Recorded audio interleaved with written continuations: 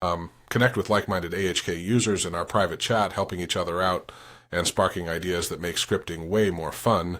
Unlock weekly live sessions totaling 3 hours.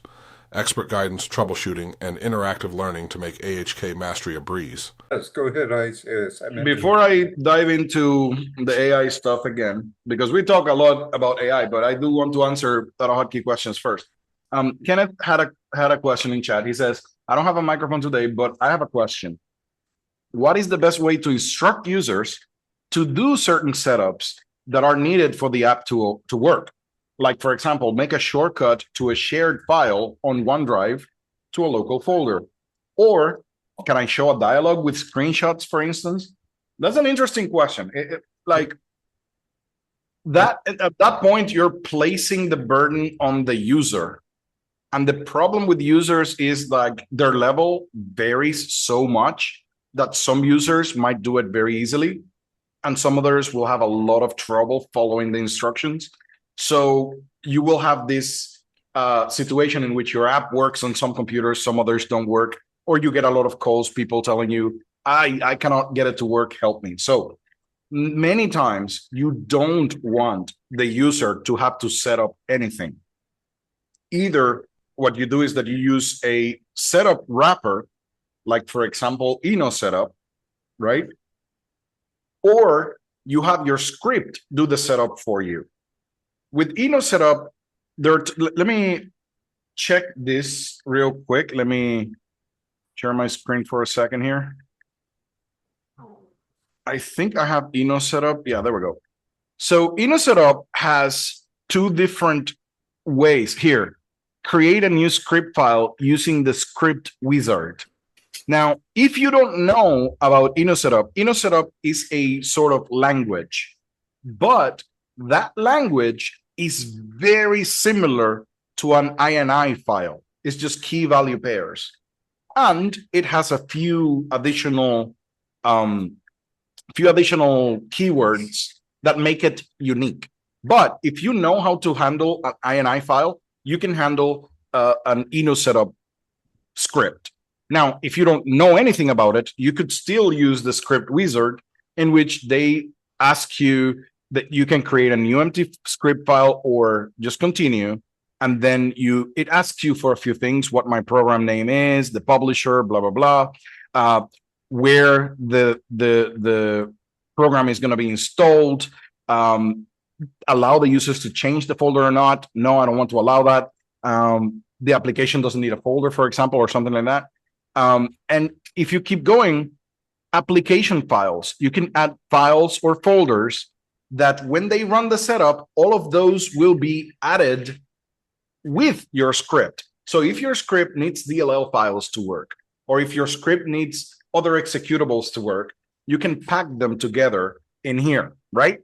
Then there is another part you will see in a second, application name, extension, okay? Then you have create a shortcut to the main executables in the start menu programs folder. Now, here's the thing. You can allow the user to create desktop shortcuts and stuff. When you finish, you have license files, information to show before installation, information to show after the installation, all of that. You have control over whether you can do an admin install or only user installs. I would definitely mostly go with user installs. Only use admin mode if you really need it. Most simple scripts, you don't need that. But in the end, once you finish everything up, it's just asking you a few questions. You will get this script. And again, as I mentioned, it is like an INI file with sections, key value pairs, all right? And then beside those key value pairs, usually key value pairs are the key in one side, an equal sign, and the value on the other side. In certain circumstances, you don't have that. For languages, for example, you have a different way of creating the language definitions. So that's what makes Inno Setup like a different language. It's not like an INI file. It's very similar, but not exactly the same, all right? So once you get the hang of it, once you understand how to do this, look, you can modify the registry. with a few things. You can also create icons and shortcuts. For example, if I find where they create the shortcut, there's a shortcut thing somewhere here. Here, create desktop icon. This is a shortcut, but you can create different shortcuts automatically. So the user doesn't have to do that. So if you have a shared drive and you want to place a shortcut to that shared file in a different place, you can do so in Inno Setup as well. So this is where I'm going to finish up with this part. I just wanted to let you know, this is a thing. It's not too hard. If you take a little time to run the wizard, you can create a setup file that you compile into an executable file that they just double click and follow the prompts like a normal setup, just like a normal setup.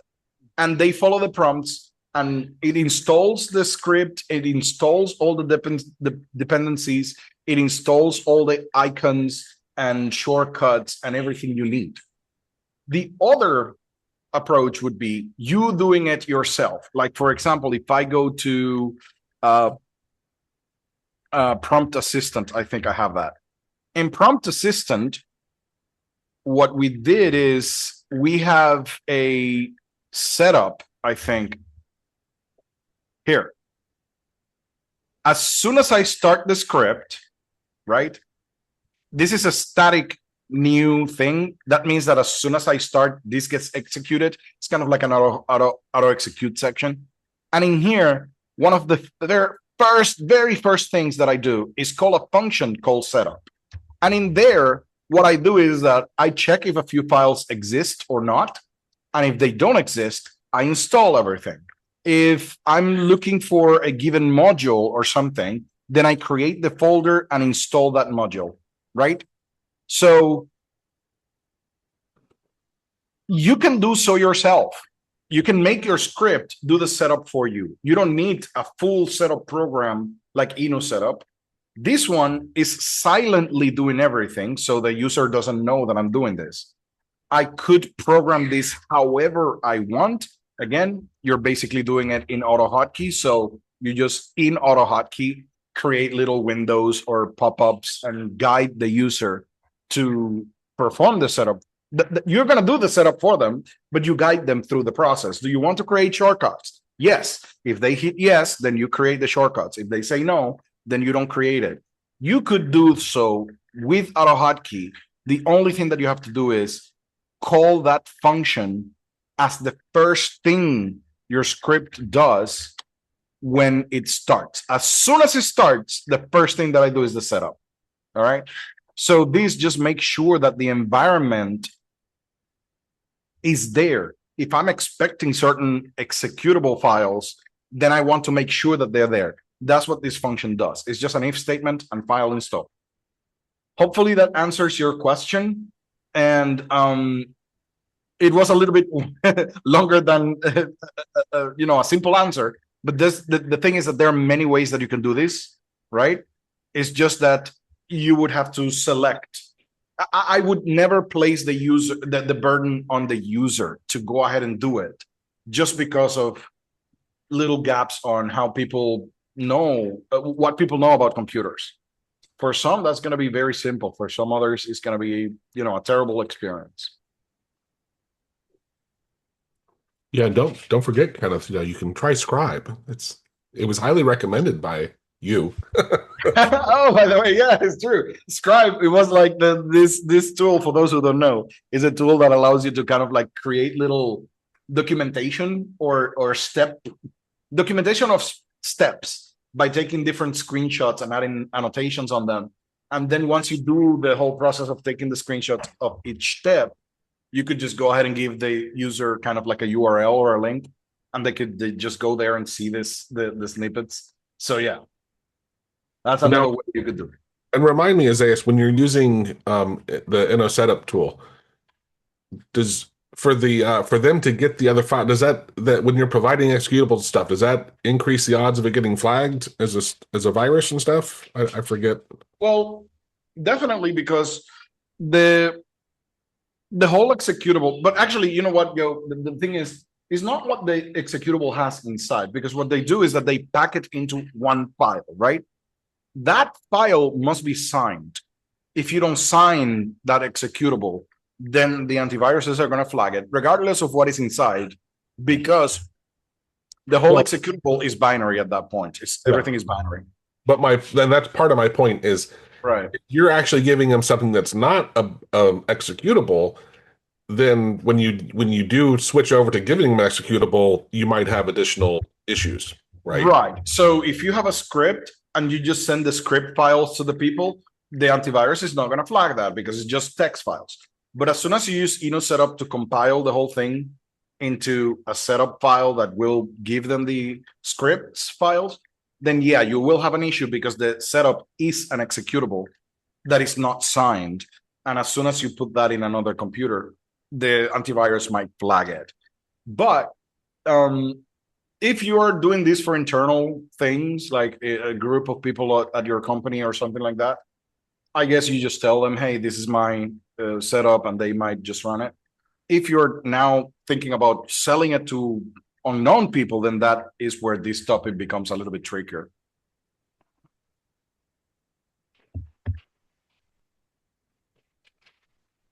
He says that the answer is good. Very good.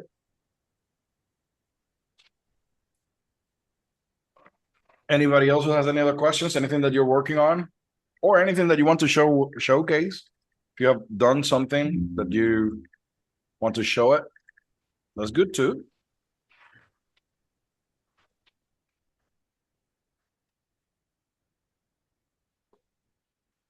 Explore our huge library of 466 plus hours of recorded AHK tutorials.